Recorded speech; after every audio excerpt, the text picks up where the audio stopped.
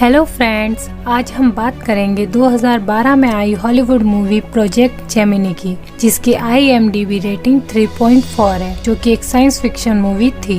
Movie की शुरुआत में हमें एक न्यूज़ रिपोर्ट दिखाई जाती है जिसमें बताया जाता है कि एक वायरस के कारण अब पृथ्वी का इकोसिस्टम बर्बाद हो चुका है। हालांकि दुनिया भर के साइंटिस्ट इसे ठीक करने की कोशिश कर रहे हैं, पर कोई खास असर नहीं हो रहा है और ऐसा अनुमान है कि जल्द ही पृथ्वी इंसानों या किसी भी प्रकार के जीवन के रहने लायक नहीं रह पाएगी। अगले सीन में हमें डॉक्टर स्टीव दिखाए जाते हैं, जो कि प्रोजेक्ट जेमिनी को लीड कर रहे हैं। स्टीव और उनके साथियों ने एक ऐसा इनिशिएट ऑब्जेक्ट ढूंढ लिया है जिसके अंदर एक एडवांस इंजन है, जो कि किसी भी प्लेनेट के एनवायरनमेंट को कुछ हद तक हैबिटेबल बना सकता है और इसे द स्पेड नाम दिया जाता है। जेमिनी की टीम इस ऑब्जेक्ट की एक और सेम कॉपी बना लेते हैं, जिसमें वह एक नया हैबिटेबल प्लेनेट ढूंढ पाते हैं जिसका नाम टीस होता है। इस मशीन की मदद से डीप स्पेस ट्रेवल किया जा सकता है। अब ये प्लान बनाया जाता है कि इस नए प्लेनेट टीस पर जाकर उसके एनवायरनमेंट को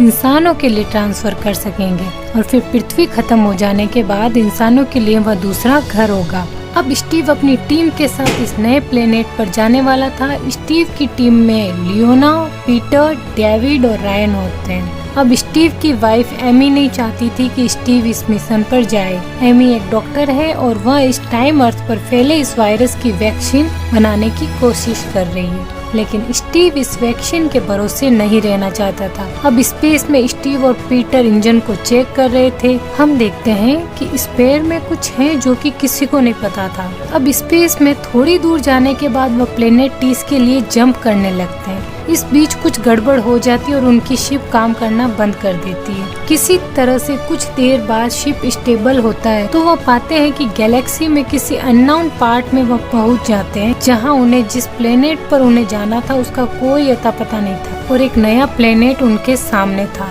अब यहाँ स्टीव अपने क्रू मेंबर पीटर को कहता है कि उसने कौन से कोऑर्डिनेट डाले हैं, जिस पर पीटर कहता है कि उसने वही कोऑर्डिनेट डाले हैं जो कि प्रोटोकॉल में लिखे हुए थे और वह इंजन को चेक करना चाहता है कि कहीं वहाँ पर कोई गड़बड़ तो नहीं है। स्टीव कहता है कि उसने कोई गलती की है जिसकी वजह से उनका पूरा मिशन खतरे में पड़ गया है और वह पीटर को उसकी जॉब से हटा देते हैं। अब स्टीव बाकी के क्रू मेंबर के साथ यह पता लगाने की कोशिश करता है कि वह लोग कहाँ हैं। फिर पीटर इंजन रूम में चला जाता है और वहाँ का कमरा भी बंद कर देता है और कुछ ही देर के बाद इंजन के खुलने का अलार्म बजने लगता है और पीटर की लाश उन्हें स्पेस में फ्लोट होती हुई दिखाई देती है। यह सब देखकर क्रू मेंबर कहते हैं कि शायद उसने सुसाइड कर लिया होगा, क्योंकि उसने इंसानों के बचने की आखिरी उम्मीद पर पानी फेर दिया था। लियोना स्टीव को बताती है कि वह पिछले 8 सालों से पीटर के साथ काम कर रही है और वह इतना कमजोर नहीं हो सकता कि सुसाइड कर ले। इस पर स्टीव किसी की भी नहीं सुनता, सबको आगे का प्लान बनाने को कहता है। अब स्टीव इस नए प्लेनेट के बारे में इंफॉर्मेशन निकालने को कहता है, जिसके वह सामने थोड़ी ही देर में वे पाते हैं कि इस प्लेनेट का सरफेस पत्थरों से बना है, जहां इसके एनवायरनमेंट में ऑक्सीजन भी नहीं है। अब इस इंफॉर्मेशन के बाद स्टीव अपने साथ लाए हुए स्पेयर को इस प्लेनेट पर प्लांट करने की सोचता है, पर यहाँ बाकी के क्रू मेंबर्स स्टीव को जल्दबाजी करने से रोकते हैं, क्योंकि उन्हें अभी तक इस प्लेनेट के बारे में पूरी जानकारी भी नहीं थी। इस पर स्टीव कहता है कि उनके पास इतना वक्त नहीं है और क्योंकि वह कैप्टन है तो सबको उसका ये कहना मानना पड़ेगा। अब सिर्फ एक क्रू मेंबर रिचर्ड को मेन शिप में छोड़ा जाता है और बाकी के सब लोग उस प्लेनेट पर जाने के लिए निकल जाते हैं। जब वह इस प्लेनेट के वातावरण में एंटर करते हैं तब उनके शिप को काफी नुकसान पहुंचता है। तेज तूफानों के बीच वो बड़ी मुश्किल से लैंड कर पाते हैं। अब उनके शिप में इतनी पावर नहीं बची थी कि वह वापस मेन शिप में जा सके। अब स्टीव बाकी के लोगों के साथ मिलकर इस स्पेयर के पास की एक गुफा में इंस्टॉल कर देता है, जिससे यहाँ का वातावरण चेंज होना शुरू हो जाता है। दूसरी तरफ रिचर्ड इस स्पेसशिप में अकेला ही था। वह इंजन रूम में जाकर ये चेक करने लगता है कि वहाँ पीटर के साथ क्या हुआ था। अब तक नीचे सभी ने वो स्पेयर इंस्टॉल कर दिया था, तभी उनके पास मेन शिप से रिचर्ड का मैसेज आता है कि वह जल्दी से वापस शटल में पहुंचे, क्योंकि उससे कुछ पता चला है। यहाँ वापस आने पर रिचर्ड उन्हें एक वीडियो भेजता है जिसमें पीटर ने जब CCTV कैमरे बंद कर दिए थे तब खुद को रिकॉर्ड किया था। और कह रहा था कि वह सबको दिखाना चाहता है कि उसने कोई गलती नहीं की थी और वह इंजन को चेक करने लगता है। लेकिन तभी उस स्पेस से कोई अननोन एंटिटी निकल आती है और पीटर को मार डालती है, जिसे देखकर सबके होश उड़ जाते हैं कि आखिर ये क्या था। अब सब लोग रिचर्ड को शिप पर संभल कर रहने को कहते हैं, लेकिन रिचर्ड उन्हें बताता है कि यह एंटिटी स्पेयर के साथ उस प्लेनेट पर पहुंच चुकी है। चेकिंग करने पर उसने पाया था कि जो गड़बड़ी जंप के समय हुई थी वह भी इसी की वजह से हुई थी। रिचर्ड उस एंटिटी को ट्रोजन का नाम देता। तभी डेविड नीचे नोटिस करता है कि इस प्लेनेट के वातावरण में कार्बन डाइऑक्साइड की मात्रा बढ़ रही थी, यानी कि स्पेयर काम कर रहा था, लेकिन वैसे नहीं जैसे उन्होंने इसकी सेटिंग की थी। अब स्टीव सबको देखता है कि उन्हें जल्दी से जाकर स्पेयर की सेटिंग चेंज करनी होगी। ब्रायन उसे रोकता है और कहता है कि वह उसका कहना नहीं मानेगा, जहां वह बाकी ग्रुप मेंबर्स को बताता है कि उसने अर्थ के पास की रिकॉर्डिंग को चेक किया, जिसमें उसे पता चलता है कि स्टीव ने उन सबको इस स्पेयर के बारे में बहुत सारी चीजें नहीं बताई।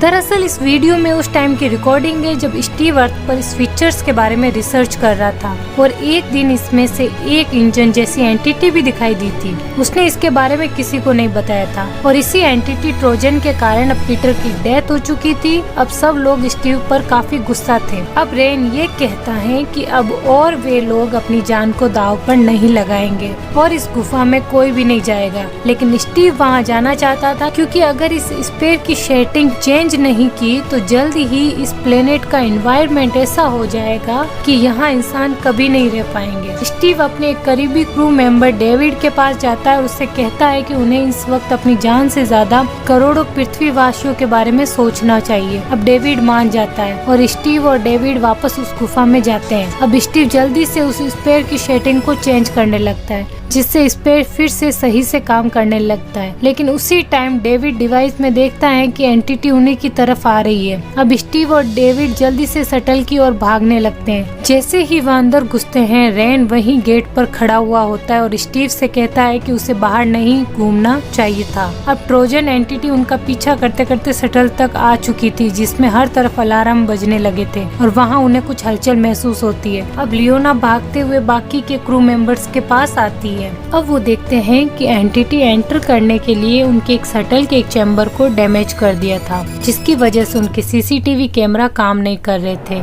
इसके अलावा ऊपर रिचर्ड से भी कांटेक्ट टूट चुका था। अब स्टीव ये नोटिस करता है कि ये एंटिटी उन्हें फॉलो करके उन्हें मार सकती है, इसलिए वह सबको एक प्लान बताता है कि उन सबको अलग अलग होकर शिप में जाना होगा, जिससे वह एंटिटी उनके पीछे आए तो वह इस शिप से उसे बाहर निकाल दे और फिर अंदर से लॉक कर दे। और सब लोग ऐसा ही करते हैं और एंटिटी स्टीव का पीछा करने लगती है। जहां एंटिटी बाहर आ चुकी थी, मगर लियोना उसे मारने गलती से इंजन के सामने आ जाती है और इंजन के स्टार्ट होते ही वह मर जाती है। स्टीव भागता है, जहां डेविड उसे बचा लेता और अंदर लेकर गेट बंद कर देता है, जिससे वह एंटिटी बाहर ही रह जाती है। इसी बीच उसका एक टेंटिकल डेविड को इन्फेक्ट कर देता है। स्टीव उस टेंटिकल को उठा लेता और उस पर रिसर्च करने लगता है। तब तक शटल के इंजन को भी ठीक कर लिया गया था। फिर से उनका कांटेक्ट रिचर्ड से हो जाता है। अब स्टीव जहां फ्लैशबैक की याद करता है, जहां एनी कहती है कि वह प्रेग्नेंट है। इसके बावजूद स्टीव नहीं रुकता और एमी को उसी स्पेयर का एक